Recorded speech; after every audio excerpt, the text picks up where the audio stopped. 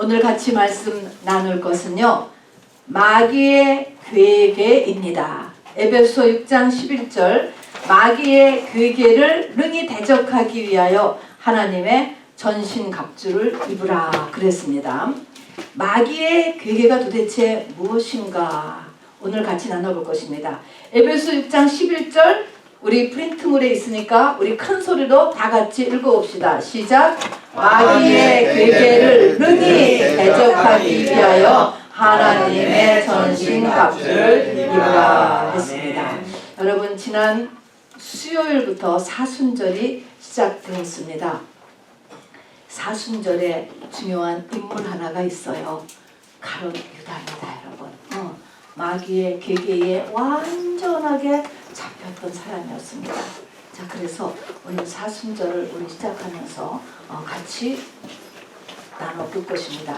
우리 밑줄에다가 쓰면요, 신앙생활은요, 한마디로 하면 뭔지 아세요? 신앙생활요? 어떻게 알았죠? 전쟁이에요. 정말이에요. 정말 전쟁이에요. 저는 이거를 정말 느껴서 사람들이 이해 못했어요. 내가 왜 철야를 가고 맨날 교회에 가서 있고 그러는지. 근데 그 영적인 느낌은요, 전쟁인 거예요. 가만히 있을 수가 없어요.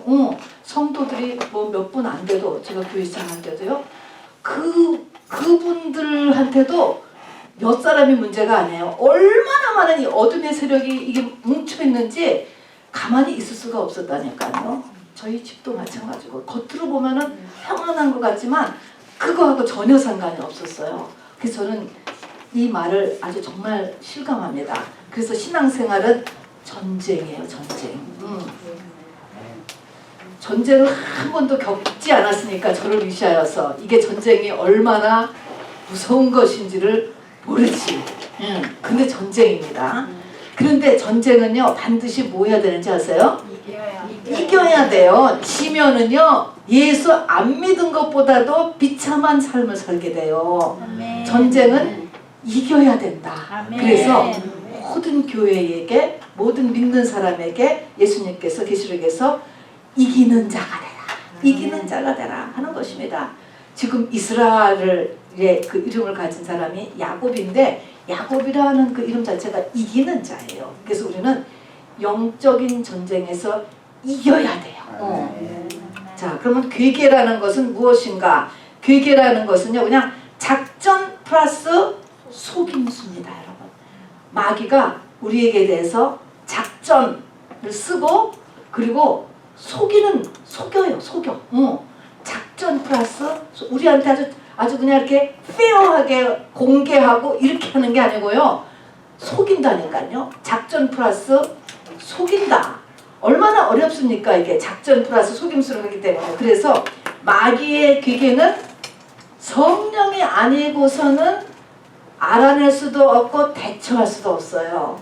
이 작전과 속임수를 같이 쓰는 영의 세계의 이 존재를 우리가 어떻게 대처하겠어요? 페어하게 해도 하면 혹시 모를까? 페어한 게 아니거든요. 그래서 성령으로서만 대처할 수 있습니다. 베드로전서 5장 8절 읽어봅시다. 시작. 근신하라, 깨어라. 너의 대적 마귀가 우는 사자같이 두루다니며 삼킬 자를 찾나니. 우는 사자, 저기 스크린 잠깐 보세요. 무섭죠? 근데 저 사자가 울으면 8km까지 간대요. 그 소리가 너무 멀리 가죠. 근데 왜 저렇게 소리를 먼저 지를까? 왜 소리를 지를 것 같아요? 사자 소리, 8km까지 가는 이 사자의 소리. 여러분, 천둥 치는 소리 들으면 어때요? 두렵죠? 이 사자가 먼저 우는, 저렇게 소리를 내고 저렇게 우는 사자라고 하잖아요. 우는 사자라는 거가 공포 분위기 조성해요. 사람이 마음부터 이게 두려워지고 마음부터 이게 지기 시작하는 거예요. 큰일 났다. 부정적인 마음, 낙심하는 마음, 우울한 마음, 안 될 것 같아. 이 마음에서부터 하면은 이제 쪼그라들기 시작하면은 이제 잡기가 훨씬 쉬워진대요. 그래서 그게 공포 분위기 조성입니다. 저 사진 없애주세요. 요한복음 6장 70절 이거 같이 읽겠습니다. 시작. 예수께서 대답하시되 내가 너희 12를 택하지 아니하였느냐 그러나 너희 중에 한 사람은 마귀니라. 예수님은요 베드로를 앞에 놓고도 사단아 뒤로 물러가라 이런 말씀을 하셨어요. 지금 이 여기는 마귀다 가룟 유다를 한 말이지만 마귀다 사단아 예수님의 말씀이 굉장히 직선적이에요. 여러분 그래서 교회에서 뭐 귀신 이런 얘기 들어도요 자존심 상할 거 없어요. 성경 생각을 해보세요. 대놓고 마귀야 사단이야 이렇게 얘기하시는데요. 거기에서 그 마귀와 사단을 얘기한 거지 날 보고 하는 소리가 아니니까 내가 왜 같이 그것 때문에 자존심 상할 게 뭐가 있어요? 요한복음 13장 2절에 중요한 것을 읽습니다. 시작. 마귀가 벌써 시몬의 아들 가롯 유다의 마음에 예수를 팔려는 생각. 여기 보니까 마음과 생각 같이 엮여 있습니다. 특별히 사람을 움직이는 것은 생각이기 때문에 예수를 팔려는 생각을 넣었다 그랬습니다. 생각. 그래서 마귀가 어디에 사람의 어디를 가장 좋아한다고요? 머리를 가장 좋아해. 그 제사할 때 뭐를 써? 돼지머리. 명태대가리, 돼지머리. 그 항상요. 거기가 악한 영들이 가장 좋아하는 곳이에요. 그래서 우리의 생각을 1차적으로 조심해야 돼요. 그래서 여기 지금 이 가룟 유다가 이제 이 사순절에 정말 불행한 이 모델이 되는데요. 이 시작이 뭐냐면 생각에서부터 시작되는 거예요. 생각. 이거 들어온 거를 그냥 내 생각인 줄 알았죠. 자 그러면은 가룟 유다의 라이프 참 비극적이에요. 5가지를 한번 제가 읽겠습니다. 가롯이라고 하는 것은 헤브론 남쪽에 있는 작은 마을 이름이에요. 거기 출신 유다다 그런 이름입니다. 유다가 여러 사람이 있으니까 가롯 출신 유다 그런 의미입니다. 가롯 유다는 자살로 인생을 마쳤죠. 어쨌든 자살은 불행한 거예요. 그 사람이 불행했기 때문에 이 극단적 선택을 하잖아요. 그리고 젊은 나이였어요. 근데 자살로 인생을 마쳤죠. 두 번째는 3년 반 똑같이 이스라엘의 독립을 목적으로 그리고 예수님에게 픽업되어서 그래서 모든 것을 다 뒤로 하고 예수님을 따랐습니다. 전도도 가고 둘씩 다니면서 귀신도 쫓고 복음을 전하면서 3년 반을 열심히 했는데 다른 사람은 지금 12제자로 이름이 남아있잖아요. 저렇게 2000년 동안 남아있고 새 예루살렘 성의 문에 다 새겨져 있는데 이 사람은 열매가 하나도 없어요. 여러분 지옥도 갔지요. 그러니까 이 영적 싸움이 얼마나 무서운가. 같은 시간을 살고서 말입니다. 다음에 사도행전 1장 16절부터 20절을 보면은 거기 뭐냐면 이스라엘 성 밖에 시온산 남쪽에 지금도 아겔다마라고 이름하는 공동묘지가 있어요. 그래서 여행자, 주인이 없는 여행자의 묘지인데요. 공동묘지가 바로 가롯 유다가 죽은 땅입니다. 거기에 조그만한 캐톨릭에서 지은 이렇게 수도원도 하나 있어요. 실제로 가만 있습니다. 그러니까 이스라엘에서는 가장 지구에서 홀리한 플레이스하고 가장 죄임스러운 플레이스가 같이 있습니다. 그러니까 이 지구에 있는 땅 중에서 가장 수치스러운 땅이 어디냐면 아겔다마라고 해요. 그게 이스라엘 남쪽에 조그맣게 있고 거기가 어떤 땅이냐면은 바로 가룟 유다가 죽은 땅이에요. 그러면 그 이름이 그렇게 되어 있었으니 이게 얼마나 불명예입니까? 대대손손 가룟 유다는 4번입니다. 축복이 아닌 수치를 남겨주는 사람이 되었잖아요. 가룟 유다에 대한 조크나 가룟 유다로 인한 말들이 얼마나 많은지 몰라요. 유다의 키스 그런 것도 있잖아요. 배신한 그런 모양. 하여튼 그 유다와 관련된 이런 구호들이 굉장히 많아요. 그렇듯이 가룟 유다는 아주 수치의 상징이 되어 있어요. 그리고 예수님께서 마태복음 26장 24절에 보면은 태어나지 않을 뻔한 것이 나을 뻔했다. 세상에 이 말은 뭡니까? 지옥 같다는 거예요. 확실하게. 지옥을 가는 사람은 정말 안 태어나는 게 낫지요. 예수님의 말씀이세요. 그러니까 이걸 보니까 이 가룟 유다라고 하는 사람이 똑같은 12명 그룹 가운데 이 한 명이었는데 얼마나 비참하게 당시부터 지금까지 그리고 영원까지 큰 차이를 내고 있는가라는 것을 보게 됩니다. 이것을 물론 에레미야서나 스가랴서에 예언이 되어 있지만 이것은 굉장히 많은 부분이 자기의 선택하고 관련이 있어요. 그러니까 이것이 가룟 유다가 예정되었다. 여러분 그렇게만은 절대로 볼 수 없습니다. 예수님께서 가룟 유다를 회개시키기 위하여서 얼마나 힘쓰고 애쓰셨는지 모르거든요.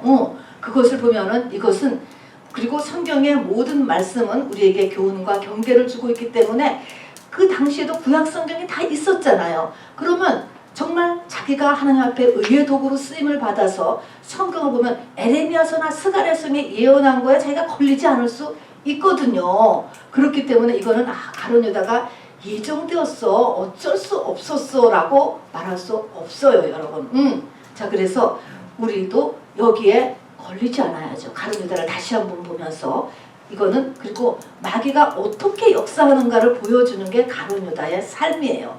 그래서 같이 보도록 하겠습니다. 자, 가룟 유다가 되는 데는 그 배후에 뭐가 있었죠? 마귀가 있었어요. 이거를 잊어버리면 안 돼요. 절대적으로. 누가 어떤 일을 벌였을 때 우리가 볼 것은 그 배후에 누가 있을까? 마귀가 있다는 걸 알아두셔야지 돼. 반드시. 그 배후에 마귀가 있어서 문제가 터지는 것입니다. 자, 그러면 보세요. 하나님은요, 우리 아까 역대하 16장 9절에서도 봤지만 온 땅을 감찰하시면서, 감찰한다는 거는 스크리닝을 하는 거예요. 스크리닝. 완전히 지구를 스크리닝을 하시면서 전심으로 하나님을 향하는 자를 찾으신대요. 복 주시려고. 이거는 찾으시는데 하나님만 그러시는 게 아니고 누구도 그래요? 마귀도 욥기에 보니까 온 땅을 두루두루 다니면서 사람을 찾아다녀요. 자기가 쓸 사람. 귀신도 귀신같이 알고 사람을 찾아내요. 저 사람 나한테 적합하다. 하면서 이렇게 찾아다닙니다. 그래서 하나님도 사람을 전심으로 자기를 찾는 자들을 찾으시지만 마귀도 열심히 귀신같이 사람을 찾아다녀요. 자, 그러면 도대체 마귀가 어떤 사람을 선택하느냐 하는 것입니다. 그리고 그 후에 우리가 귀신이 들어가도 우리는 내쫓잖아요. 그것 때문에 우리가 금요일날 모이고 주일날 모이고 그리고 부르짖고 방언하고 하면서 싸우는 거 아닙니까? 그렇게 하는데 왜 가룟 유다는 그 마귀에게서 벗어나지 못했잖아요. 결국은 그 라이프가 완전히 사단 마귀에게 사로잡혀서 그냥 지옥으로 그리고 후손에게 영영한 수치를 남겨주고 끝났단 말입니다. 왜 그렇게 못 빠져나왔을까? 라고 하는 것을 우리가 이 사순절에 꼭 살펴봐야 됩니다. 마귀가 어떤 사람을 선택하는가, 또 끝까지 마귀의 종노릇을 했어요. 완전히 한 이 사람의 모형이 가룟 유다예요. 자, 그러면 2번을 보면 마귀는 성령 받은 사람은 안 건드리나요? 성령 받은 사람 접근 안 할까? 아이고 할렐루야네. 접근합니다. 그죠? 네. 성령 받은 사람에게도 귀신이 들어갑니까? 네. 물론 들어가지. 여러분. 접근합니다. 그러면 하나님께서는 성령 받은 사람은 모두 다 늘 지키십니까? 아니요. 아니지. 아시네. 그것도 아니에요, 여러분. 마귀는 재림 때까지, 주님 다시 오실 때까지 허락된 세상 임금이에요. 세상 임금이에요. 하나님의 특별한 제한이 없는 한 누구에게든지 들어가고 언제든지 들어가고 무엇이든지 할 수 있는 게 마귀예요. 기도하는 사람 속에도 들어가고요. 목사에게도 들어가고요. 은사자에게도 들어가고요. 세상의 지위를 가진 사람에게도 똑같이 들어갑니다. 아무 상관이 없어요, 지금요. 그러니까 저도 깨어 있어야 되고 여러분도 깨어 있어야 돼요. 애들한테는 안 들어갈까요? 들어가요. 애들한테도 들어가요. 뱃속에 있는 애들도 들어가고 노아 홍수 때 보면은 이 천진난만한 킨더가든 애들, 하이스쿨 애들도 다 죽었어요. 노아 때 8명만 빼놓고는 똑같이 죄의 무게가 달려집니다. 자, 그러면 마귀의 이제 본격적으로 이 마귀를 우리가 잡아내는 두 곳이 있어요. 요거를 잡아내야 돼요. 마귀의 채널인데 그 밑에 빌립보서 4장 4절부터 6절을 우리 같이 읽겠습니다. 거기 밑에 세 번째 줄에 있잖아요. 마귀의 채널에서 시작. 주 안에서 항상 기뻐하라. 내가 다시 말하노니 기뻐하라. 너의 관용을 모든 사람에게 알게 하라. 주께서 가까우시니라. 아무것도 염려하지 말고 오직 모든 일에 기도와 간구로 너희의 구할 것을 감사함으로 하나님께 아뢰라. 그리하면 모든 지각에 뛰어난 하나님의 평강이 그리스도 예수 안에서 너희 마음과 생각을 지키시라. 그러니까 빌립보서 4장 주 안에서 항상 기뻐하라부터 여기까지가 한 문단이야. 한 문단. 그러면 주 안에서 항상 기뻐하고 너의 간용을 모든 사람에게 알게 하라. 좀 마음 좀 넓히고 염려하지 말고 하는 또 기도 생활 좀 열심히 하고 감사 좀 하고 이 모든 것들은 뭐 때문에 하라고 그런 거야 지금? 너의 마음과 생각을 지키게 하기 위해서 하라는 것입니다. 자, 그러면 마귀의 채널이 어디냐?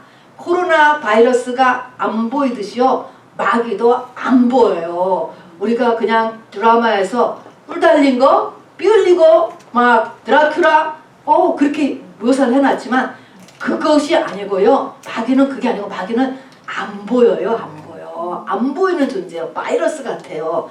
안 보이는데 실제 있어요. 실존이야. 실존. 실존입니다. 그런데 사람한테 들어오면 반드시 거쳐가는 곳이 있는 거예요. 거기가 어디예요? 마음과 생각 두 곳입니다. 마음과 생각. 그래서 마귀의 채널이라고 하면 마음과 생각. 밑줄에다가 꼭 쓰셔야 돼. 마음과 생각에 반드시 있어요. 일로 하여튼 반드시 거쳐가는 곳이에요. 요거가 없이 갈 수는 없어요. 마음과 생각입니다. 자, 그런데 우리가 집을 치면 사람도 집이고 집도 집인데 이런 하우스에 누가 들어오면 우리 알잖아요. 특히 우리 집 그러면은 우리 집에 누가 들어오면 알잖아요. 알지요? 그 반응을 하지요. 왜 들어오셨어요? 이렇게 얘기하잖아요. 사람도 집이라고 하거든요. 성경에서는 이 집에 누가 들어왔어? 누가 들어왔는데 이게 육체는 또 뭐를 들어오면은 집도 반응하고 누가 들어오면 내 육체도 하다못해 얇은 바늘이랑 또 꽂아도 아프잖아. 이 방사를 육체도 반응을 하는데 마음과 생각은 반응을 못해. 이게 문제예요. 들어오잖아 지금.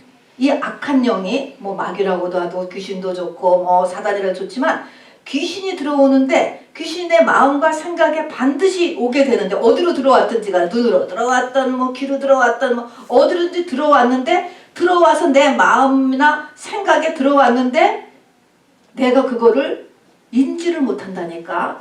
육체는 인지를 하잖아. 집에도 누가 들어오면 알잖아. 그러니까 이거를 모른다는 게 이게 지금 문제예요. 그리고 이거를 이렇게 반응도 못하고 분별도 못하고 내 건 줄 알아. 내 거. 그죠? 아침에 눈을 뜨니까 우울하다. 꼼짝도 하기 싫다. 뭐가 들어온 거야? 귀신 들어온 거죠. 밤중에. 근데 그거를 귀신 들어온 거라는 걸 인지를 못하고 그냥 우울하다. 내가 미국에로 왜 왔지? 내가 왜 이렇게 힘들게 살지? 이제 생각이 점점 발전돼 가잖아요. 이제 이거요. 우리가 육도요. 적어도 2번은 씻어요. 아침에 세수 1번 하고 저녁에 자기 전에 1번 하고 그렇듯이 반드시 내 마음과 생각을 2번은 점검하셔야지 돼요. 2번. 왜냐면 그렇게 늘 들락날락거리기 때문에 그래요. 얘네들이. 이거를 안 하면 안 씻어? 안 씻어. 계속 안 씻어. 그러면 이제 이게 정착이라는 걸 하게 되는 것입니다. 자, 그래서 갑자기 허무해진다? 그러면 허무한 영. 수도 없이 만져. 우울감. 처음에는 우울감이에요. 이 마지막 때는요. 우울감이 얼마나 온 공중에 까뜩해요. 다 공격해. 다 공격해. 특히 이민자들은 뭐 100% 공격이에요. 근데 우울감이 들어가는데 그걸 그냥 받아들이면 우울증으로 이렇게 번져갑니다. 저는요 제가 귀신 들었을 때 그렇게 돌아다녀야 했어요. 그게 돌아다니는 그 역마살 귀신이 있어요. 그런 귀신이 있다고. 그게 들어오면 오래 한 곳에 못 있어요. 그리고 이렇게 그러니까 저는 여행 이름은 근사하죠. 여행을 갔죠. 여행. 여행 다니고 또 이상한 거죠. 집에서 자는 것보다 호텔 방에서 자는 게 좋아. 그게 왜요? 귀신 들어서 그래요. 귀신 나가니까 그런 게 없어졌어요. 정말이에요. 그래서 이렇게 돌아다니는 거예요. 어쨌든 근데 이 내 안에 나의 생각과 마음에 들어온 이 악한 영을 구별은 누가 할까? 누가 할 수 있죠? 영이에요. 영. 이 영은 빛이 있어야지 돼요. 이것은 이게 지금 영적으로 지금 말씀이 시작되니까 여러분이 영감을 동원하세요. 우리가 빛이 있어야 의자가 있고 사람이 있는 걸 보듯이 영적인 것도 분별을 하려면 빛이 있어야 돼요. 이 빛은 저런 일렉트리시티 빛이 아니고 성령의 빛. 성령이 있어야지 돼요. 성령이 있어야만 내가 귀신이 들어왔구나 라는 걸 내가 깨닫는 거예요. 나에게 성령이 없으면 그걸 절대로 뭐가 들어온 것이라는 감각이 없어요. 그냥 나지. 그게 나야. 내가 지금 우울하다는데 뭘 어쩔 거야. 우울한 거야. 그냥 이렇게 나라고 그냥 이렇게 분별이 안 됩니다. 자, 그래서 이 마귀의 또 다른 이름을 거짓의 아비다 이렇게 얘기해요. 왜냐면 깜짝같이 난 줄 아는 거야. 우울한 게 그냥 난 거야. 화나는 게 난 거야. 내가 그냥 음란해지는 게 그냥 난 거야. 나이가 그냥 그러다. 그게 나라고 생각을 한다고. 그게 아니고 근데 그게 왜 그렇게 느끼냐면은 얘가 그렇게 우리 사람 속에 들어와서 분별이 안 되면서 내 거인 것처럼 하는 것 때문에 거짓의 아비라고 하는 거예요. 마귀의 이름은 세상 임금 거짓의 아비. 거짓의 아비. 뭐 아비라고 하는 원조다. 원조. 거짓의 최고봉이다. 거짓말을 너무너무 잘해. 진짜같이 해. 진짜. 완전 진짜같이 한다 하는 것입니다. 자, 그러면 자 여러분 마귀나 악령이나 뭐 미혹의 영이나 귀신이나 사단이나 다 똑같은 말이에요. 다 똑같은 말인데 그냥 마귀라고 부릅시다. 마귀 가로는 잘 보고 마귀라고 예수님 하셨으니까 마귀가 성령 받은 사람에게 하는 가장 중요한 일이 뭘 거라고 생각해요. 여러분 한번 생각해 보세요. 성령 받은 사람에게 무슨 일을 할 것 같아요? 마귀가 어떤 일, 여러 가지 나쁜 일을 하죠. 무슨 일을 가장 할 것 같아?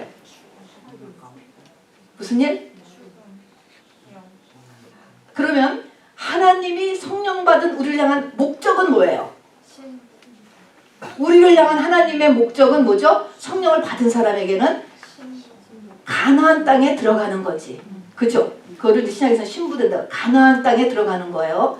구약에는 이제 이렇게 시청각 교육으로 보여줬어요. 그래서 홍해를 가르는 거가 세례 받은 거다. 성령 받은 거다 하고 그 다음에 가나안 땅에 들어가는 게 목적이에요. 그러면 가나안 땅에 들어가기 위해서는 크게 두 곳을 거친다고 그랬죠.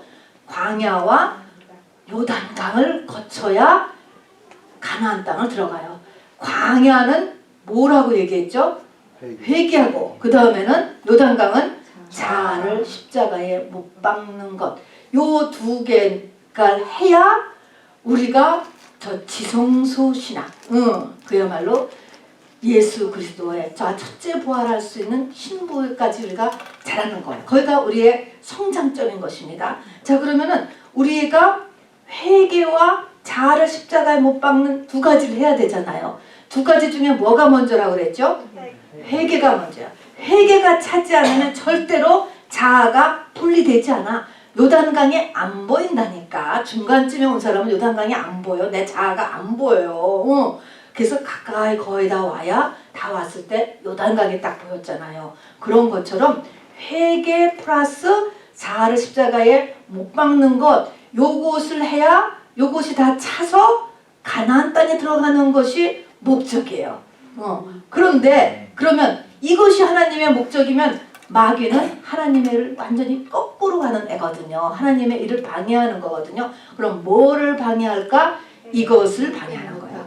회개 못하게 하는 것. 두 번째는 자기를 십자가에 못 박는 것을 못하게 하는 것. 요것이 마귀가 하는 첫 번째 일이에요, 여러분. 이것에 역사합니다. 자, 우리 한번 마태복음 27장 3절부터 10절까지 마태복음 27장 우리가 마귀 그러면은 도적질하고 죽이고 멸망시킨다. 이거는요. 우리가 성전 뜰에 신앙을 딱 시작했을 때는 그렇게 우리가 배워요. 그런데 이제쯤이면은 마귀가 하는 일을 정확하게 알아야 돼요. 회개를 못하게 하고 자아를 죽이는 것을 못하게 하는 게 마귀가 하는 성령 받은 사람한테 사실은 가장 중요하게 하는 일이에요. 우선 그래서 이 샘플이 되는 이 유다의 이야기를 읽어보는데 마태복음 21장 좀 마이크 누가 가지셨죠? 좀 읽어주실래요? 마태복음 전부 여러분 찾아주세요. 27장 3절에 마태복음 27장 3절부터 10절까지 한 절씩 교독 읽겠습니다. 먼저 읽어주세요. 그때에 예수를 판 유다가 그의 정죄됨을 보고 스스로 뉘우쳐 그 은 30을 대제사장들과 장로들에게 도로 갖다 주며 이르되 내가 무죄한 피를 팔고 죄를 범하였도다 하니 그들이 이르되 그것이 우리에게 무슨 상관이냐 내가 당하라 하거늘 유다가 은을 성소에 던져 넣고 물러가서 스스로 목매어 죽은지라. 대제사장들이 그 은을 거두며 이르되 이것은 핏값이라 성전고에 넣어둠이 옳지 않다 하고 의논한 후에 이것으로 토기장의 밭을 사서 나그네의 묘지를 삼았으니 그러므로 오늘날까지 그 밭을 피밭이라 일컫느니라. 이에 선지자 예레미야를 통하여 하신 말씀이 이루어졌나니 일러스되 그들이 그 가격 매겨진 자 곧 이스라엘 자손 중에 가격 매겨진 자의 가격 곧 은 30을 가지고 토기장이의 밭값으로 주었으니 이는 주께서 내게 명하신 바와 같으니라 하였더라. 아멘. 여러분 여기 한번 그래도 한번 더 짚고 넘어갈 것은요. 3절을 보면요. 그때에 예수를 판 유다가 그의 정죄됨을 보고 그는 예수님입니다. 예수님의 정죄됨을 보고 스스로 뉘우쳐. 가룟 유다도 뉘우쳤네? 그죠? 여러분 뉘우쳤다는 거 여러분 받으시고요. 그 다음에 요한복음 13장도 우리 찾는 길에 같이 보겠습니다. 요한복음 13장 1절부터 11절까지 똑같이 읽으십시다. 요한복음 13장 1절에서부터 11절 169면입니다.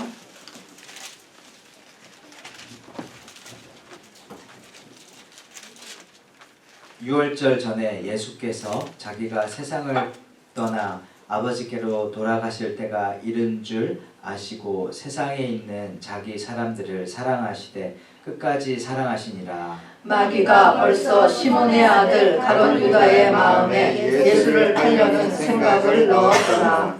저녁 먹는 중에 예수는 아버지께서 모든 것을 자기 손에 맡기신 것과 또 자기가 하나님께로부터 오셨다가 하나님께로 돌아가실 것을 아시고 저녁 잡수시던 자리에서 일어나 겉옷을 벗고 수건을 가져다가 허리에 두르시고 이에 대야에 물을 떠서 제자들의 발을 씻으시고 그 두르신 수건으로 닦기를 시작하여 시몬 베드로에게 이르시되 베드로가 이르되 주여 주께서 내 발을 씻으시나이까. 예수께서 대답하여 이르시되 내가 하는 것을 내가 지금은 알지 못하나 이후에는 알리라.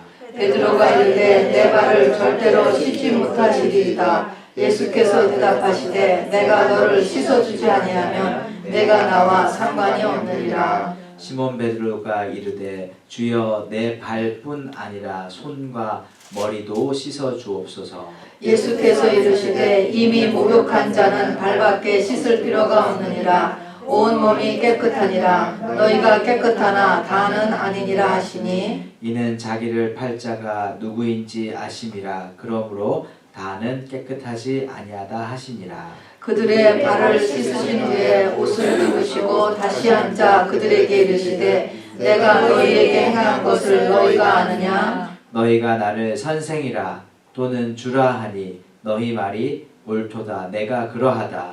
내가 주와 또는 선생이 되어 너희 발을 씻었으니 너희도 서를 바로 씻어주는 것이 옳으니라. 내가 너희에게 행한 것 같이 너희도 행하게 하려 하여 본을 보였노라.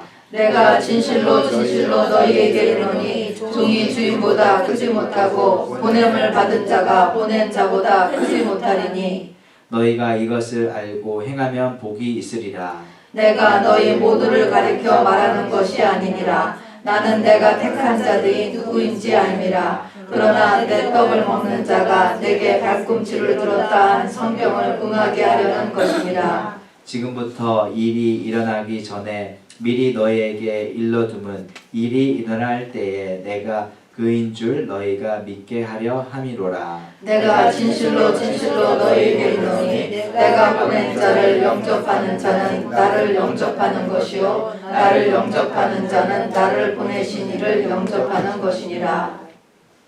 계속. 예수께서 이 말씀을 하시고 심령이 괴로워 증언하여 이르시되 내가 진실로 진실로 너희에게 이르노니 너희 중 하나가 나를 팔리라 하시니 제자들이 서로 보며 누구에게 대하여 말씀하시는지 의심하더라. 예수의 제자 중 하나 곧 그가 사랑하시는 자가 예수의 품에 의지하여 누웠는지라. 시몬 베드로가 머리짓을 하여 말하되 말씀하신 자가 누구인지 말하라 하니 그가 예수의 가슴에 그대로 의지하여 말하되 주여 누구니까. 예수께서 대답하시되 내가 떡 한 조각을 적셔서 주는 자가 그니라 하시고 곧 한 조각을 적셔서 가롯 시몬의 아들 유다에게 주시니 조각을 받은 후 곧 사단이 그 속에 들어간지라. 이에 예수께서 유다에게 이르시되 내가 하는 일을 속히 하라 하시니 이 말씀을 무슨 뜻으로 하셨는지 그 앉은 자 중에 아는 자 없고 어떤 이들은 유다가 동계를 맡았으므로 명절에 우리가 쓸 물건을 사라 하시는지 혹은 가난한 자들에게 무엇을 주라 하시는 줄로 생각하더라. 유다가 그 조각을 받고 곧 나가니 하더라. 아멘. 아멘. 네, 우리 페이퍼 두 번째 줄 보시기 바랍니다. 마귀가 하는 첫 번째 일은 하나님의 택한 백성을 향한 목적은 가나안 땅에 들어가는 것이죠. 광야와 요단강을 거치는 거예요. 회개와 자아를 십자가에 못 박는 일을 거치는 것입니다. 마귀는 하나님 일을 방해하는 것이 목적이므로 회개하는 것, 자아를 못 박는 것을 못하게 하는 것이에요. 회개가 안 되게 하는 것. 이 어쨌든지 간에 이 회개를 흐리게 하는 거가 사단의 가장 강교하고 큰 역사입니다. 정말 어려운 일이에요. 자, 그러면 이제 무슨 회개를 보는데요. 첫 번째 회개를 보는 거예요. 가룟 유다는 예수를 판 것을 아까 스스로 뉘우쳤다 그랬어요. 뉘우쳤다. 자, 그러면 베드로도 3번이나 예수를 부인하고 도망갔는데 닭이 울 때 통곡했다 그랬어요. 회개했다. 베드로가 회개했잖아요. 베드로는 회개를 했어요. 자, 그래서 수제자가 됐잖아요. 제자 중에서도. 그런데 가룟 유다도 뉘우쳤다. 이건 뭐야, 여러분? 뉘우친 것도 회개한 거 아닐까? 후회한 거. 그럼 후회한 거하고 회개한 거하고의 차이가 뭐예요, 여러분? 회개한 거와 후회한 거의 차이. 이제 그래서 여러분이 잘 아시는 헬라어가 등장을 하면 메타노이아라고 하는 거는 베드로가 한 게 메타노니아예요. 그리고 이 가룟 유다가 한 거는 메타 멜로마이 이렇게 써 있대요. 저도 그냥 이거 배운 거죠. 그렇게 써 있는데 어떤 차이가 있느냐 하면은 메타 멜로미아는 조금 약하고 메타노이아는 어째 조금 더 크대요. 조금 더 크다. 그렇지만 제가 보기에는요. 똑같이 내가 잘못했구나 느낀 거예요. 자기가 잘못했구나 느꼈기 때문에 그리고 심하게 느꼈으니까 그 돈을 도로 갖다 줬잖아요. 은 30냥 받은 거를 도로 판 대제사장과 제사장을 찾아가서 취소할 때는 그냥 이게 많이 움직이는 거에 속하지 않아요. 그런 대로. 근데 이 베드로는 통곡했다라고 하는 거는 그러니까 그것보다도 훨씬 마음에 내가 정말 잘못했구나. 정말 잘못했구나. 이게 지금 회개의 모습들인 거예요. 그런데 그래도 가룟 유다도 스스로 뉘우쳤다 그랬습니다. 근데 메타노이아와 메타멜로마이의 차이점은 뭐냐면 약강의 차이도 이게 조금 더 강하다. 메타노이아 그런 것도 있지만 그것을 하나님 앞에 있는 거가 키포인트입니다. 내가 잘못했어요. 세상 사람도 다 우리 뉘우치잖아요. 내가 참 너한테 잘못했다. 근데 그렇게 하는 게 아니고 하나 성경에서 말하는 회개는 뭐예요? 하나님 앞에 잘못한 거예요. 내가 이렇게 한 것을 가지고 하나님이 얼마나 실망했을까? 얼마나 가슴 아팠을까? 얼마나 하나님의 아들을 죽인 것에 대해서 이걸 내가 이렇게 무력화시켰으니까 하나님 앞에 잘못했다라고 하는 겁니다. 그렇죠? 우리 아들이 가서 백화점에 가서 500불짜리 물건을 훔쳤다 연락을 받으면 손해는 그 사람이 받지. 주인이 500불짜리 도둑만. 그러나 누구 가슴이 아프냐면 그걸 알 때 부모 마음이 아픈 거예요. 제가 왜 저런 짓을 했을까? 내 마음이 아파요. 그런 것처럼 죄가 하나님 성령 받은 사람들 얘기하는 거예요. 성령 받은 사람들에게 그 죄는 택한 백성이죠. 하나님 앞에 회개해야 돼요. 그러니까 이게 자기 마음속에서요. 잘 생각해보세요. 이것이 내가 잘못했다는 건 느껴. 오케이. 근데 이것이 하나님 앞에 잘못했구나. 이렇게 해야 회개가 된단 말입니다. 그리고 하나님 앞에 잘못을 했으면 그 다음에는 그것이 성령께서 지정하시는 대로 뒤가 가야 되는 것입니다. 그러면 이 죄가 이제 율법이 정하고 또 성령께서 인도하시는 대로죠. 속건죄다. 성경에 보니까 속건죄라는 게 있죠. 배상이 필요한 경우가 있어요. 그러면 가서 배상을 하나님이 원하는 대로 배상을 또 하는 거예요. 하나님 앞에 또 사람 앞에서 배상도 하고 또 이것에 따라서 또 매를 맞아야 되는 경우도 있어요. 복역이 있다. 복역. 용서했어도 매를 맞아야 되는 경우가 있어요. 그래서 다윗 같은 경우도 이 밧세바와 사건 이후에 하나님이 용서했다고 하고 그 뒤에 10여 년을 이 밧세바 사건의 후유증으로 고난을 겪어요. 그것을 순하게 매를 맞았어요.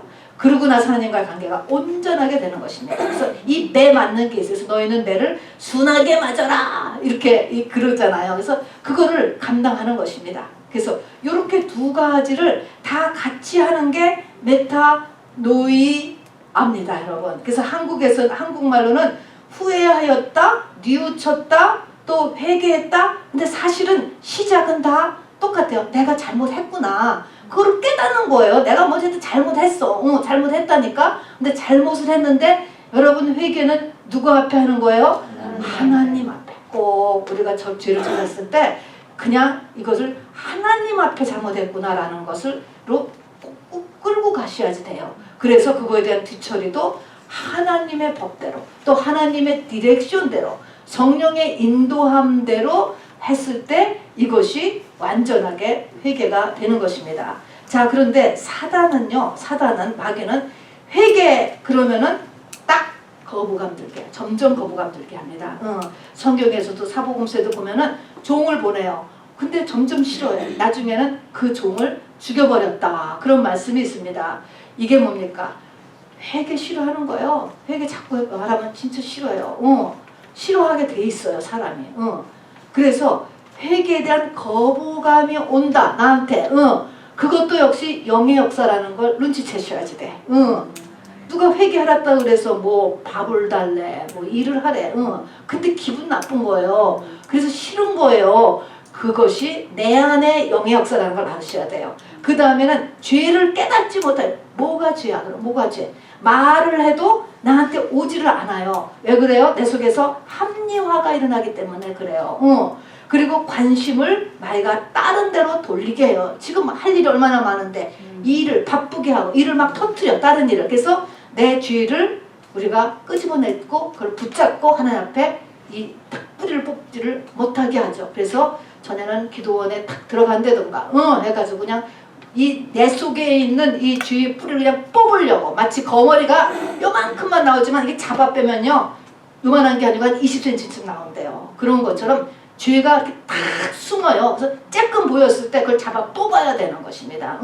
그랬는데 이걸 안 하게 얘가 숨는다니까. 자, 그래서 다윗은 몸부림을 쳤던 거예요. 자기의 죄를 회개하려고. 근데 몸부림을 치니까 하나님께서 은혜를 주시는 거야. 항상. 그래서 죄가 죄인 줄도 몰랐다가 눈물에 침상을 적실 정도로 회개를 했어요. 그렇게 우리가 모르는 거예요. 보통 때는.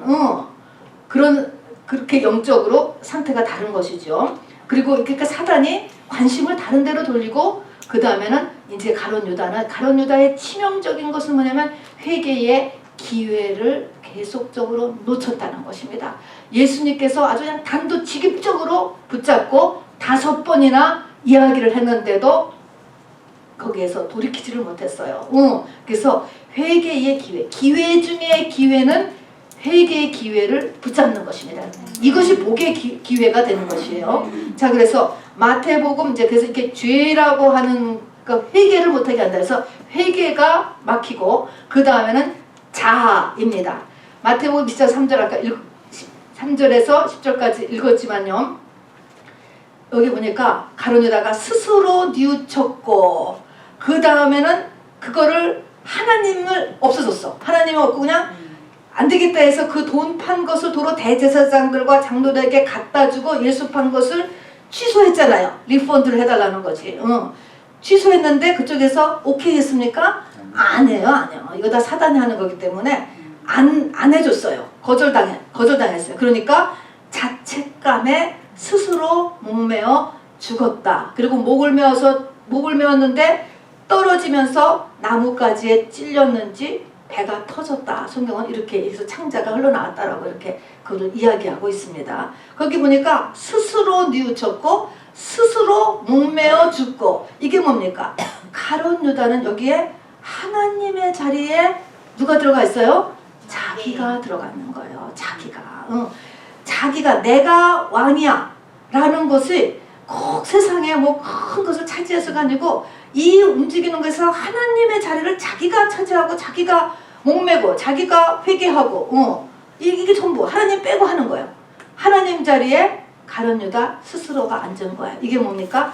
자아를 십자가에 못 박는 것이 전혀 안 된 상태지요. 이 가룟 유다가 회개도 안 되고 그리고 이 자아가 굉장히 강했습니다. 그 뒤에 가서 보면 이 가룟 유다가 자아가 강한 또 모습이 뭐냐면 그 시편 69편이나 109편이나 41편이나 여기 보면은 예수님을 하고 같이 동거동락을 했을 때 이 가룟 유다가 예수님에 대해서 뒤로 무고히 비난한 것이 여기 나와 있어요. 그래서 거기 제가 일부만 쓴 것이 뭐냐면 저희가 악한 입과 괴사한 입을 열어 나를 치며 거짓된 여로 내게 말하며 또 미워하는 말로 나를 두르고 무고히 나를 공격하였나이다. 나는 사랑하나 저희는 도리어 나를 대적하니 나는 기도할 뿐이라. 저희가 악으로 나의 선을 갚으며 미워함으로 나의 사랑을 갚았사오니. 이것은 그 당시로부터 1000년 전에 다윗의 시인데 오늘 베드로가 이 시 귀절을 사도행전에서 딱 뽑아서 얘기하는 거예요. 그러니까 가룟 유다가 이런 죄 중에 있었다라는 것이에요. 3년 반 동안 뒤로 예수님을 비난했는데 우리가 남을 뒤에서 비난하는 것은 어떤 사람이 이걸 잘 비난하는지 아세요? 자아가 강한 사람들일수록 그래요. 우리가 왜 대통령 맨날 욕하죠? 그런 것도 다 나도 할 수 있다 그런 의미거든요. 그래서 이렇게 뒤에서 대적하고 비난하고 말하고 이거를 가룟 유다가 많이 이것이 뭐냐면 이 증상이 뭐냐면 가룟 유다가 굉장히 자아가 강한 사람이라는 거죠. 자아가 강한 사람이 그래요 주로. 그리고 그래서 마귀는 유다가 자살할 때까지 끝까지 자아를 강하게 붙잡고 있게 하였어요. 힘을 주는 거야. 네가 중요해. 자존심 상하지 않니? 너. 이거를 올려주는 회개 못하게 하는 일과 자아를 강하게 하는 일을 계속적으로 불어넣어준 게 마귀가 하는 거예요. 이게 마귀가 하는 일이라는 걸 우리가 알아두셔야지 돼요. 그러니까 회개를 해야 되고 자아는 자꾸 부인해야 돼요. 날마다 부인하라 그랬죠. 오늘 기도할 때 날마다. 그거를 자기한테 적용해야 되고 마귀는 이거를 거꾸로 한다니까. 거꾸로 하는 것입니다. 자, 그래서 이게 이제 마귀가 첫 번째로 그 두 가지를 합니다. 그 다음에 두 번째는 마귀가 하는 일은 뭐냐면 우리가 성령을 받고 나면 로마서 7장과 로마서 8장에 보면 내 안에 육신의 수욕과 성령의 수욕이 싸움이 시작된다는 것입니다. 이거를 느낄 수 여러분이 있는지 모르겠어요. 육신의 수욕과 성령의 수욕, 나의 옛사람으로 살던 그 습관과 성경이 말하는 것하고가 갈등을 하는 거예요. 처음에는 다 옛사람이 이겨요. 육신의 수욕이 이긴다고. 이렇게 갈등이 일어나는데 마귀는 어느 쪽을 지원할까요? 육신의 수욕을 지원. 옛사람을 불어넣어주는 거예요. 자꾸 옛사람대로 사는 쪽에 힘을 더 주게 됩니다. 마태복음 4장이 아니고 마가복음 4장인데요. 미스프린트인데요. 잘못 제가 텄는데 거기에 보면은 있는 자는 더 가지게 되고 없는 자는 그 있는 것 같이 빼앗긴다 이런 말씀이 있습니다. 이게 무슨 말일까? 왜 이렇게 하나님 믿는 사람이 페어하지 않지? 그런 게 아니고 이것이 뭐냐면 한 집에 이삭과 이스마엘이 사는 거예요. 지금 같이 산다고 보세요. 하나님이 그렇게 예를 들었으니까 아브라함 집에 이삭과 이스마엘이 같이 있는데 이삭을 부지런히 키워줘야 되는데 이삭은 안 키워주면 이스마엘이 부쩍부쩍 크는 거예요. 원래도 이스마엘이 14살이나 위인데 그렇게 되면 뭐예요? 이삭이 완전히 박살이 나죠? 그렇게 되면 뭐예요? 그렇게 되면 영이 약해지면 그 다음에 혼과 육이 쫓아와요. 영혼이 잘 되면 범사가 잘 되고 강건해지잖아요. 그런 것처럼 이 성령의 수욕이 자꾸 약해지기 시작하면은 있는 것까지도 뺏긴다. 있는 거. 갖고 있는 건강도 있고 없어지고 갖고 있는 재산도 없어지고 모든 게 더 무너진다는 것입니다. 그게 있는 자는 더 가지게 되고 없는 자는 그 있는 것 같이 빼앗긴다. 근데 그러니까 내 안에 있는 성령의 수욕과 육신의 수욕이 서로 원수지간이에요. 아브라함 집에 이삭과 이스마엘이 보이지 않는 원수지간이에요. 그런 상태인 거예요. 여기서 마귀는 이스마엘 편을 들어주고 마귀는 육신의 수욕에 자꾸 힘을 넣어주는 일을 한다는 것입니다. 그러니까 내 속에 이렇게 있을 때 그거를 분별할 줄 알아야 돼요. 내 안에서. 자, 그 다음에 세 번째는 하나님이 지금 원하시는 거가 나를 사랑하는 자들이 나의 사랑을 잊고 그리고 모든 계명의 완성이 하나님 사랑하는 거거든요. 근데 우리가 다 세상 사랑하잖아요. 그럼 세상 사랑과 하나님 사랑인데 마귀는 어느 쪽으로 나를 끌고 갈까? 당연히 세상 사랑이죠. 세상 사랑. 끊임없이 나를 세상 사랑으로 끌고 갑니다. 데마라고 하는 사람은 사도 바울의 아주 절친한 선교 동역자였습니다. 근데 첫 번째 바울이 감옥에 갇혔을 때는 아주 같이 돕고 일을 했어요. 그러나 두 번째 또 감옥에 갇히니까 바울을 떠났어요. 근데 그 바울을 떠난 거를 우리 바울 선생님 사도께서 이렇게 썼습니다. 데마는 세상을 사랑하여 나를 떠나고 세상을 사랑하는 힘이 커지면 하나님께 가까이 가는 힘이 약해진다. 그런 말이에요. 세상 사랑이 끌어가는 거예요. 보이지 않는 힘입니다. 그 다음에 마귀가 하는 네 번째 중요한 일은 뭡니까? 죄책감이요. 끊임없이 죄책감을 넣어주는 것입니다. 그리스도 안에 있는 자에게는 결코 정죄함이 없는데 마귀는 이렇게 뭔가 네가 잘못했잖아, 부족하잖아 하면서 끊임없이. 그래서 결국은 가룟 유다도 죄책감에 막 사로잡혀가지고 자살한 거예요. 죄책감 때문에 막 죄책감을 넣어줘가지고 죄책감을 넣어주는 것이 이게 마귀가 안 돼. 사람은요 죄책감을 넣어주면요 오그라들게 돼 있어요. 왜냐하면 죄의 취약점을 가지고 있기 때문에 우리가 이 죄책감으로 푸시하면 감당 못해. 근데 죄책감을 막 넣어줘요. 그 다음에 이제 사망 권세를 역사시켜서 죄책감과 함께 죽어라 죽어. 죽는 게 낫겠다. 하고 해서 목매달어. 그 목매달았어요. 그렇게 사망 권세에 폭 속았지. 여기까지 그냥 완전히 속았어요. 이렇게 5가지를 쫙 속은 거예요. 가룟 유다가. 마태복음 27장 5절에 보면은요. 스스로 목매어 죽은지라 그랬죠? 스스로 목매어 죽은지라. 그러면은 내가 내 목을 맸잖아요. 여기 보니까. 그죠? 내가 내 목을 맨 거잖아요. 그렇게 써 있는데 여기서 또 이제 또 헬라가 또 등장해요. 이게 목매어가 수동태로 되어 있다는 것입니다. 수동태. 그러니까 다시 말하면 목매어 죽어졌다라고 하는 것이요. 자살할 수밖에 없게 되어졌다. 이 말이 이게 참 이상하죠. 그러니까 이것이 영적인 말인 것입니다. 다시 말하면 영의 힘에 완전히 이끌려져서 목을 메었다 이것입니다. 그러니까 이미 사단에게 완전히 휘말려진 거야 지금. 그러니까 죄책감을 넣어주고 그 다음에 사망 권세를 막 역사했을 때 이게 지 힘이 아니야 지금. 뭔가 이 완전히 사망 권세 그냥 이렇게 자기가 목을 맸는데 이게 수동태라니까 누구에 의해서 목을 맺었다는 거야. 누가 목을 맸어? 몸은 자기지만 마귀가 한 거야. 마귀가 내 손을 움직여서 내가 내 목을 졸른다니까 그거를 마귀가 했다는 거야. 그래서 수동태로 써 있는 거예요. 그래서 이렇게 이미 사단에 완전 휘말려졌다라는 것을 보여주고 있는 것입니다.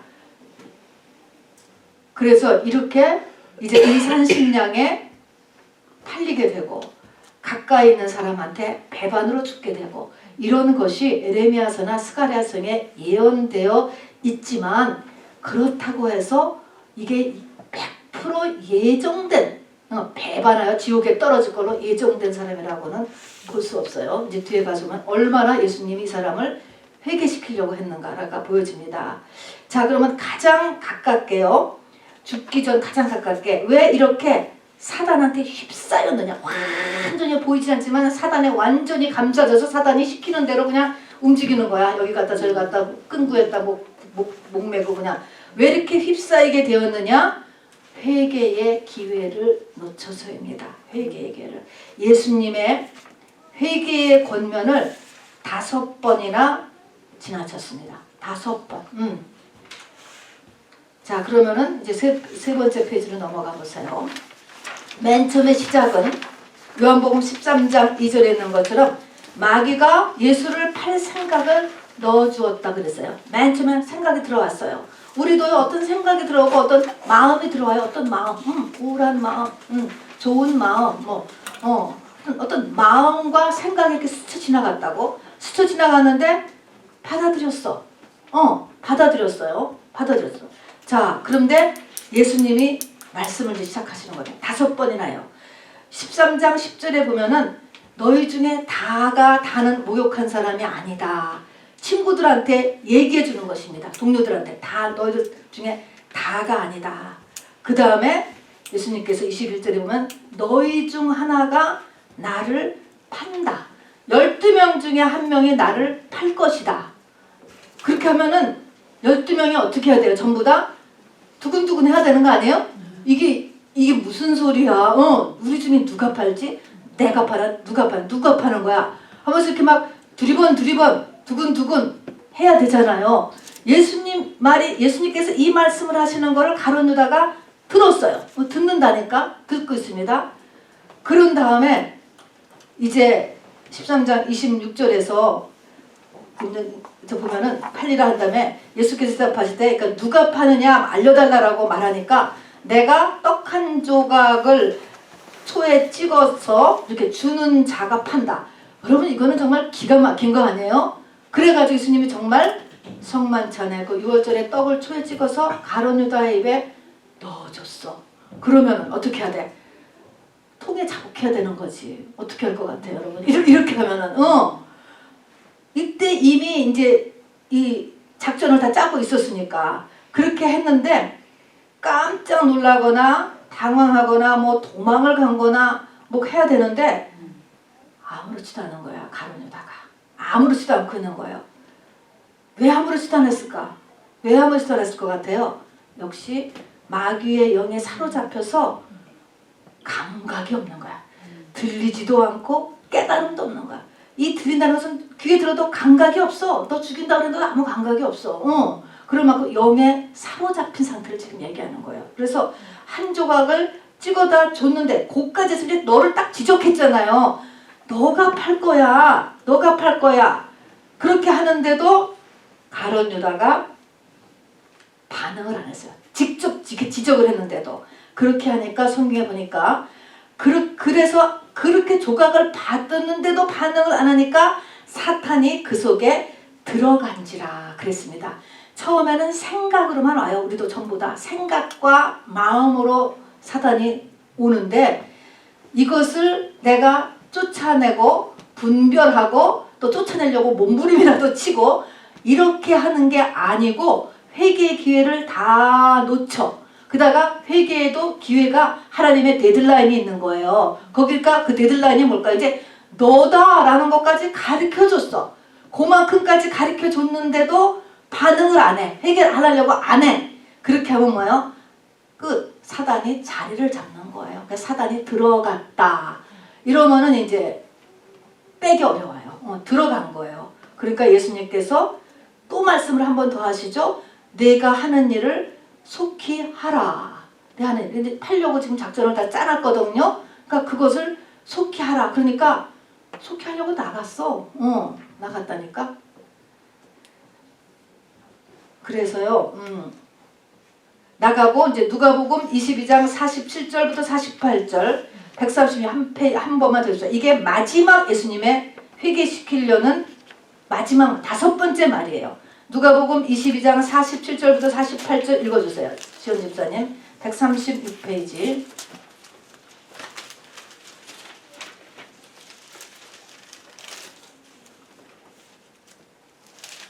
누가복음 22장 말씀하실 때 한 무리가 오는데 12 중에 하나인 유다라 하는 자가 그들을 앞장서 와서 예수께 입을 맞추려고 가까이 하는지라 예수께서 이르시되 유다야 내가 입맞춤으로 인자를 파느냐 하시니. 네. 예수님의 마지막 말씀입니다. 이게 지금 이제 한 무리가 이제 겟세마네 동산 기도 후에요. 로마 병정들하고 같이 왔는데 여러 사람이 있을 때 누가 예수냐 하는 것을 알려주기 위해서 입 맞추기로 했어요. 그게 짠 거죠. 그래서 예수께 입을 맞추려고 가까이 왔는데 예수께서 마지막 말씀이죠. 유다야 네가 입맞춤으로 인자를 파느냐. 이 말에서 마지막 깨어나기를 원했어요. 이때만이라도 뒤집어지기를 원하셨다는 것입니다. 이렇게 말씀을 하셨어요. 그런데 팔았어. 그냥 팔았어. 자, 그것이 이제 요렇게 5가지가 이 마귀가 하는 일이고요. 프린트물 3번째 봅니다. 6번째 하는 일이 있어요. 마귀가 6번째 하는 일은 뭐냐면 말씀을 뺏어가는 거예요. 말씀을 뺏어가. 이게 이 밭의 비유에서도 우리가 계속 읽지만 말씀을 사단이 와서 사단을 새로 묘사하잖아요. 길가에 뿌린 그 씨를 말씀의 씨를 사단이 와서 다 먹잖아요. 그래서 말씀을 뺏어요. 사단은. 마귀 충만하면 말씀을 다 잊어버려. 설교 들은 것도 다 잊어버려. 특징이야 특징. 그래서 내 안에 성령 충만하면 말씀이 있지만 마귀 충만이면 말씀을 다 잊어버린 것은 뭐냐. 말씀을 마귀가 뺏어가기 때문에 그래요. 내 안에 말씀을 뺏어가요. 다음에 7번째는 말씀을 뺏어가고 하나님 앞에서 멀어가고 이렇게 다 하면서 뭐로 우리를 끌고 갈까? 돈에 집착하는 거야. 집착. 마귀야의 옥합사건이 있잖아요. 그때 이삭에서 그 옥합사건을 이렇게 보면은 가룟 유다가 1차적으로 딱 반응을 하죠. 저 돈을 팔아서 가난한 자들에게 주면 좋았을 것을 딱 하는 것이에요. 매사를 돈으로 생각하고 돈 생각만 하는 사람은 돈 귀신에 잡혀있는 경우가 많습니다.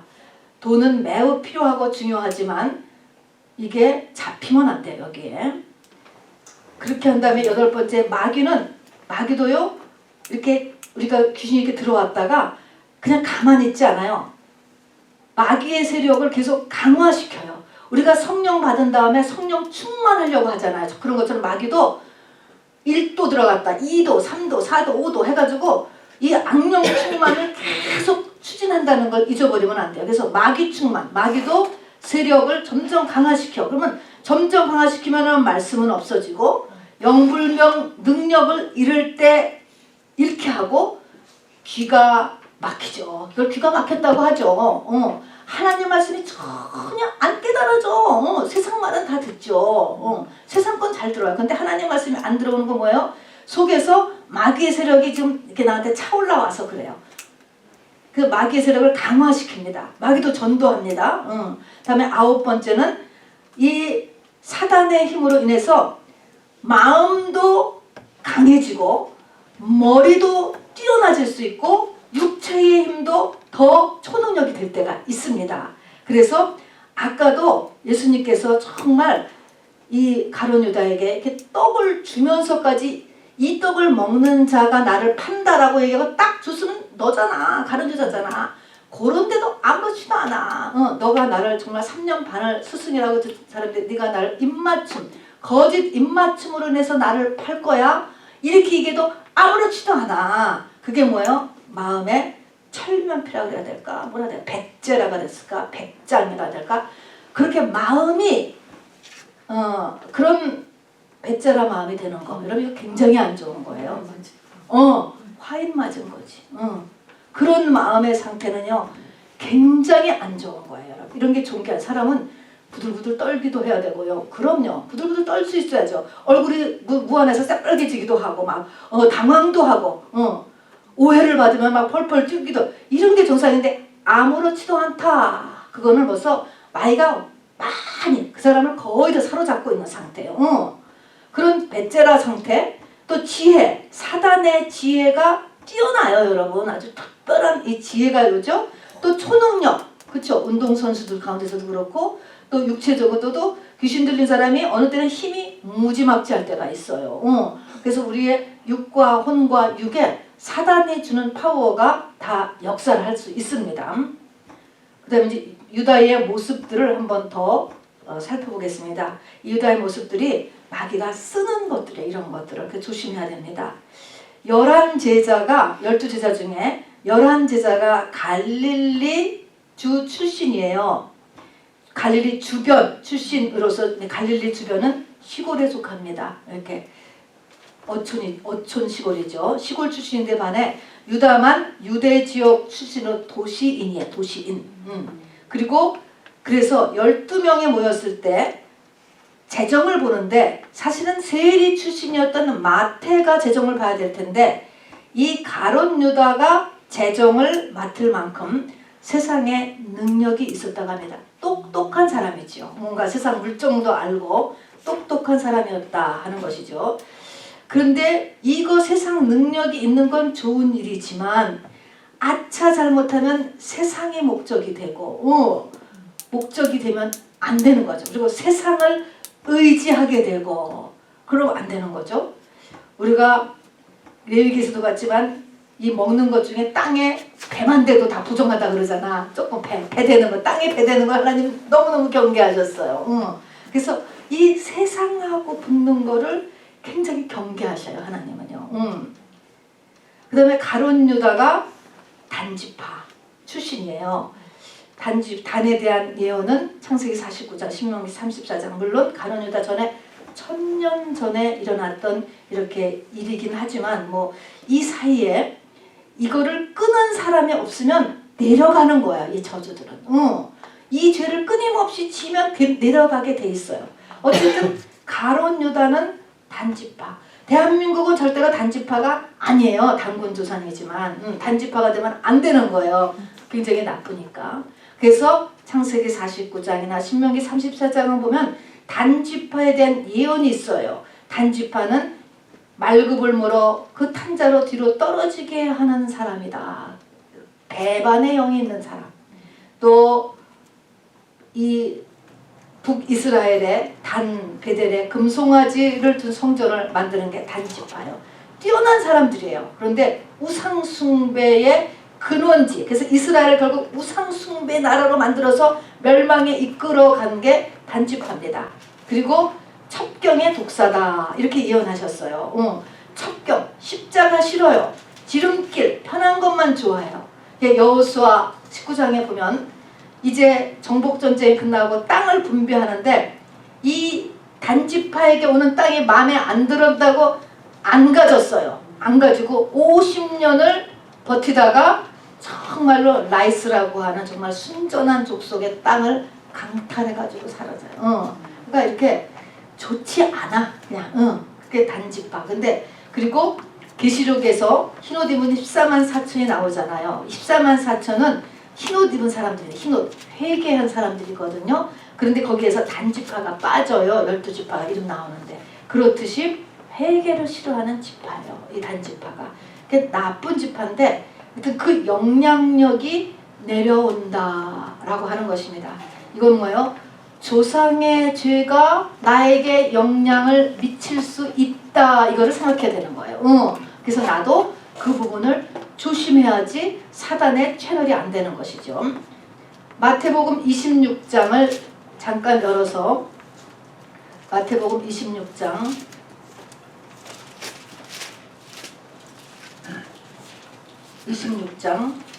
14절 지어주사님 한 번 더 읽어보세요.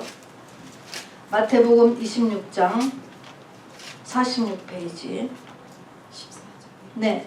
그때에 12 중에 하나인 가룟 유다라 하는 자가 대제사장들에게 가서 말하되 내가 예수를 너희에게 넘겨주리니 얼마나 주려느냐 하니 그들이 은 30을 달아주거늘 그가 그때부터 예수를 넘겨줄 기회를 찾더라. 네, 여기서 중요한 거가 14절 그때라는 때가 어떤 때냐는 것입니다. 그때는 바로 그 후에 바로 앞에 있는 거하고 연결되는 거예요. 그 앞에 무슨 사건이 있었냐면은 보니까 마리아의 옥합을 깨는 사건이 있었어요. 옥합 깨는 사건과 바로 연결되어서 가룟 유다가 예수를 팔 생각을 했다는 것입니다. 그래서 참 신기한 것이 뭐냐면 예수가 확실하게 죽겠구나라는 것을 당시에 두 사람이 알았어요. 두 사람. 말은 했어도 다른 제자들은 안 믿었어요. 내가 대제사장들에게 죽게 되기도 안 믿었어. 근데 딱 그거를 딱 눈치챈 사람이 두 사람. 가룟 유다하고 막달라 말이에요. 근데 저 사람이 죽겠구나라는 것을 확정했을 때 반응이죠. 막달라 말이 어떻게 했습니까? 자기 전 재산을 다 털어서 예수님 앞에 드렸어요. 가룟 유다는 어떻게 했습니까? 끝이구나. 어떻게 했습니까? 팔아서라도 내가 그나마 3년 반 동안 이거라도 남아야 되겠구나. 어쨌든 팔기를 작정했다는 것입니다. 그런 것을 보면 이것이 사단이 알려줬는지 아니면 원래 이렇게 똑똑한 사람이었는지 알 수 없어. 어쨌든 어떻게 알았을까 가룟 유다가. 죽을 걸 아는 사람이에요. 그래서 이 땅에서의 예수의 죽음을 미리 알아차린 두 명의 사람이요. 한 사람 마리아, 또 한 사람 가룟 유다. 그리고 반응은 이렇게 다릅니다. 이걸 이렇게 봤을 때 어떤 차이가 들 것 같아요? 내세의 가치, 내세를 모르는 사람, 영적인 것을 모르는 사람, 영적인 가치를 모른다고 해야 될까? 가룟 유다. 어떻게 그렇게 반응을 하느냐 이거죠. 왜 그렇게 반응을 했을까라는 걸 생각해 봐야 돼요. 왜 그렇게 반응을 했을까? 그래서 내세나 영적인 가치를 그 당시로서는 어쨌든 모르고 그것보다는 독립, 나라의 독립 그 부분에 많이 너무 치우쳐 있지 않았나 그런 생각이 들어요. 그런 다음에 회개의 기회를 완전히 놓쳐버렸죠. 밑에 읽겠습니다. 가룟 유다는 마귀가 그렇게 자신에게 들락날락 거렸고 자기가 완전히 마귀의 종노릇하고 있는 것을 죽을 때까지도 그 역사를 눈치채지 못했습니다. 자기 안에 있는 마귀를 분별해내지 못했어요. 우리는 절대로 이러면 안 돼요. 이러면 안 됩니다. 귀신 없어? 마귀 없어? 이런 사람을 좋아하는 게 마귀예요. 마귀는 그런 사람을 아주 좋아해. 귀신 얘기하는 사람 싫고 마귀 얘기하는 사람 싫고 그런 사람을 아주 좋아해요. 그러지 말아야지 돼요. 그러니까 이게 깜짝같이 이 가룟 유다가요 하나도 그런 생각을 했다는 기록이 없는 거예요. 혹시 내가 이게 사단 마귀에 당하는 거 아닐까? 그렇게 몰랐습니다. 마귀라고 얘기를 해줬는데도 몰라요. 자, 끝입니다. 그래서 우리는 마귀의 계계를 대적하기 위해서는 첫째가 성령 충만하도록 해야 돼요. 가장 중요한 것. 이게 있어야 분별도 되고 쫓아낼 수도 있고 하죠. 그리고 전쟁에 이겨야 돼요. 두 번째는 구체적으로 뭐하고 뭐를 점검해야 돼요? 생각과 마음을 늘 점검하고 분별해야 돼요. 마귀는 속이는 자입니다. 그리고 마귀는 대적하는 거예요. 마귀하고는 타협하거나 부탁하거나 그러는 게 아니에요. 소리내서 쫓아내는 거예요. 쫓아내요. 그리고 예수님께서는 우편 강도, 그 십자가 상에서 죽어가면서 예수님을 영접했어요. 그런 사람도 낙원에 간다라고 했어요. 낙원에 보내신 분이에요. 예수님의 속죄의 능력을 잊으시면 안 돼요. 아무리 많은 죄, 아무리 깊은 죄라도 주님 앞에, 하나님 앞에 잘못을 내가 깨닫고 깨달으면 된다니까. 목매어 죽을 필요가 없다니까요. 속죄의 능력을 잊지 말아요. 그리고 어떤 게 마귀의 행사가 뭐냐면 이렇게 마음이 철면피가 되는 거, 거짓말하는 거, 가식, 거짓 키스를 하잖아요. 가식, 친절한 척 이렇게 얘기하고, 배반하는 거, 지름길 좋아하는 거, 돈 집착하는 거, 또 도적질, 이런 거는 다 사단의 것들이에요. 하지 말고 우리는 늘 하나님의 뜻을 구하고 성령의 도우심을 구하며 하나님 기뻐하시는 선택을 하려고 했을 때 우리는 마귀의 계계에서 벗어날 수 있습니다. 아멘. 찬양합시다.